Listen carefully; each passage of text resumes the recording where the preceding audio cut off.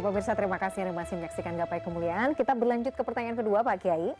Jika ada seseorang yang bekerja di tempat haram seperti tempat maksiat misalnya, tapi masih butuh pemasukan untuk menghidupi keluarganya, Ya. apakah boleh bertahan di tempat itu atau harus langsung clear mengundurkan diri? Clear mengundurkan diri. Jadi tuntunan syariahnya seperti Tuntutan apa? syariahnya itu bisa ketat, bisa Bisa. juga longgar.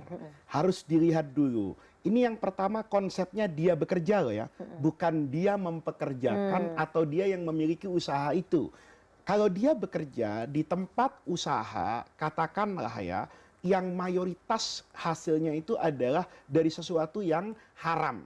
Misalnya tempat maksiat ada minuman keras, ada judi, ada pergaulan bebas. Maka secara prinsip dia tidak boleh. Haram bekerja di tempat seperti itu. Bagaimana kalau pertanyaannya, dia terdesak ini, punya kewajiban memberi nafkah kepada keluarganya, dan lapangan pekerjaan yang tersedia hanya itu. Maka dulu guru saya itu memilah-milah. Yang pertama, dia sudah tidak mampu mendapatkan nih pekerjaan yang layak di tempat yang jauh lebih baik dari itu. Maka dia boleh kerja di situ, tetapi dibatasi. Misalnya, dia hanya petugas parkirnya, gitu loh. Dan dia tidak boleh mengambil grade gaji yang melebihi kebutuhan asalnya. Jadi kalau dia mendapatkan 2 tawaran nih Mila ya. Tawaran yang pertama gajinya 2,5 juta dan itu cukup untuk dia dengan istrinya misalnya. Terus dia mendapatkan gaji yang 10 juta. Kalau dia ambil yang 10 juta itu bukan darurat. Memang dia menginginkan pekerjaan itu. Nah, ini juga harus dibedakan antara di negara yang masih memungkinkan orang mendapatkan hidup tanpa harus seperti itu. Misalnya dia ada di rumahnya, ada di pegunungan, atau dia masih punya empang, atau dia bisa mendapatkan beras bantuan dan sebagainya. Maka ini tidak kita buka. Makanya pertanyaan seperti ini itu harus dijelaskan secara jelas. Ini kenapa orang itu sampai bekerja di sini? Itu satu. Yang kedua, kalau ada pertanyaan seperti ini, itu menggugah masyarakat. Kalau ada orang punya lapangan pekerjaan atau bisa mempekerjakan orang, tetapi dia tidak mau membuka itu dengan alasan efisiensi kekayaan pribadinya, sampai orang itu terjerumus dalam artian dalam hubungan masih satu tetanggaan, maka orang kaya ini juga bertanggung jawab loh atas orang miskin yang harus bekerja di tempat yang tidak halal karena dia tidak mendapatkan akses pekerjaan yang halal. Jadi prinsipnya itu haram dilakukan. Tetapi kalau ada kebutuhan yang mendesak, menyangkut hidup dan meneruskan kehidupan, maka harus menggunakan kaidah darurat. Darurat itu bisa menghalalkan sesuatu yang haram, tetapi kadarnya dibatasi oleh ketat, dan ini penting, dia tetap punya kewajiban mencari pekerjaan yang halal sebatas kemampuannya. Artinya apa? Kalau dia bekerja di situ dari Senin sampai Jumat, maka Sabtu dan Minggu dia punya kewajiban inilah untuk mencari pekerjaan pengganti dari pekerjaan itu. Kalau dia tidak mencari pekerjaan pengganti, maka dia tetap dosa. Tapi kan sebenarnya kalau belajarnya Pak Kiai, esensinya kalau sudah tahu haram tinggalkan. Kan sebenarnya kalau kita meninggalkan sesuatu karena Allah, kan Allah akan menggantikan, Allah akan jamin sebenarnya. Itu yang ingin saya katakan, bahwa secara prinsipnya mengapa itu hukumnya haram. Tetapi kalau kemudian dia mendapatkan realita bahwa ini sudah sampai pada tahap dia lapar, istrinya lapar, lakukan itu, masuk ke situ. Tapi ada batasan waktu, ada keyakinan. Saya butuh ini berapa? Kalau dalam seminggu dia bisa mendapatkan ganti pekerjaan yang mungkin standar gajinya di bawah itu, tapi tetap memenuhi unsur kehidupan yang pokok, dia wajib keluar. Betul.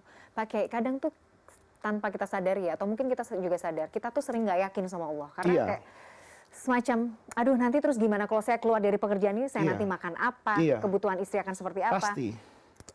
Sebenarnya berarti yang salah tuh di mana Pak Kiai? Hati kitanya ataukah keyakinan kita, mungkin relasi kita dengan Allah yang pertama, relasi kita dengan Allah. Pengetahuan kita terhadap Allah. Yang kedua, itu karena boleh jadi ada begitu banyak cita-cita di dalam kepala kita, sehingga kita takut untuk mendapatkan sesuatu yang tidak bisa menutupi itu semua. Nah, kalau kita mau dengan kacamata agama, maka seharusnya kan keyakinan kepada Allah itu dikedepankan. Nah, tetapi untuk mengedepankan ini, dia juga perlu melakukan usaha yang sama. Usaha yang sama di mana ini?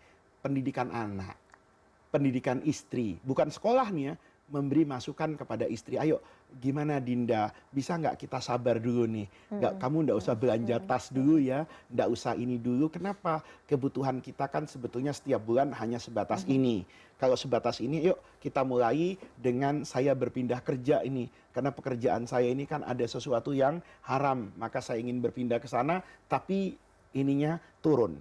Tapi perlu diingat, ini yang haram yang disepakati ulama loh. Kalau yang sesuatu yang menurut ulama satu halal dan haram, dalam kondisi keterbatasan dia bisa mengikuti pendapat yang berbeda. Ya, tapi kalau seperti minuman keras ya, atau kan ada makanan tertentu itu tidak boleh dilakukan. Oke, jadi memang itu ya, mengedepankan keyakinan kepada Iya. Allah ya, itu sangat penting ya Pak Kiai Iya. ya. Oke. Dan keyakinan itu tidak datang langsung, instan, betul. tapi harus betul-betul dia lakukan dengan banyak mujahadah, dengan membangun kesadaran hati. Oke, Pak Kiai, kita ke pertanyaan berikutnya. Apa hukumnya jika seorang muslim menjual makanan non halal, misalnya mungkin makanan babi gitu ya, Iya. ada yang mengandung babi misalnya, Iya. untuk konsumen non muslim, karena kan Iya. segmennya memang berbeda gitu ya, Segmen Pak. yang berbeda. Hukumnya seperti apa Pak Hukumnya kalau menurut mazhab yang saya ikuti dari guru saya tetap haram. Kiai? Tetap haram. Ya, karena itu kalau di negara seperti Indonesia, karena tidak ada urgensi, dia harus melakukan seperti itu.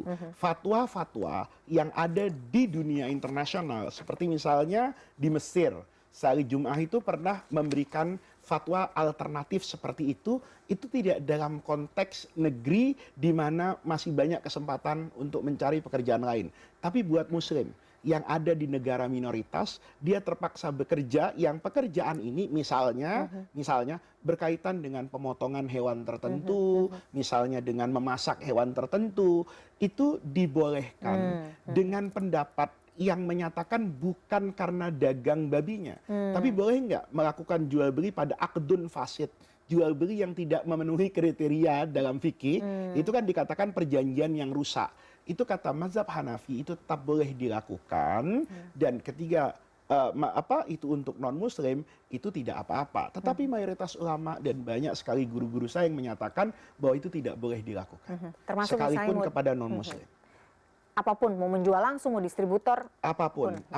Yang jadi perdebatan tuh dalam fikih kalau dia hanya menyediakan, Nah, itu kayak pelayan restoran gitu ya, karena mungkin pekerjaan dia sebetulnya tidak selamanya ini, tapi kebetulan hari itu pelanggan yang dia ini kan dia harus itu, tapi keseharian itu dia misalnya biasa jualnya sate ayam atau apapun di restoran itu, dan mayoritas yang dia kerjakan itu sebetulnya halal, hanya ada satu alkohol misalnya, maka dia tetap boleh bekerja di tempat seperti itu. Sama, misalnya kayak gini Pak Kiai, mungkin banyak kan teman-teman kita, mungkin penduduk Indonesia juga yang menjadi buruh migran di luar negeri, yang akhirnya harus bekerja misalnya kepada non muslim, yang harus menyediakan misalnya makanan yang non halal gitu. Itu juga termasuk Pak Kiai? Kalau dia boleh. Kalau dia bekerja misalnya sebagai asisten rumah tangga, betul. bukan orang yang menjual langsung gitu. Karena di dalam misalnya bekerja itu kan menyediakan makan, ini. Nah, sebatas dia melakukan tugas dia yang tidak secara langsung pada tupoksi dia, itu dia tetap dibolehkan. Misalnya yang paling ada lagi orang bertanya nih, kalau dia bekerja di rumah orang yang tugasnya memandikan hewan tertentu, misalnya anjing, itu tetap boleh karena buat mereka itu boleh di dalam rumah, tetapi ada risikonya. Yang memandikan dan membersihkan itu dia punya kewajiban untuk mensucikan badan dia, tetapi dia bekerja karena dia masak di sana, nyuci, ngepel, plus memandikan anjing misalnya, maka itu boleh kalau yang seperti itu. Baik, menarik. Kita jeda terlebih dahulu Pak Kiai, kita akan lanjutkan di segmen berikutnya. Pemirsa, kita masih akan melanjutkan pembahasan kita, tetaplah di Gapai Kemuliaan, kami akan kembali sesaat lagi.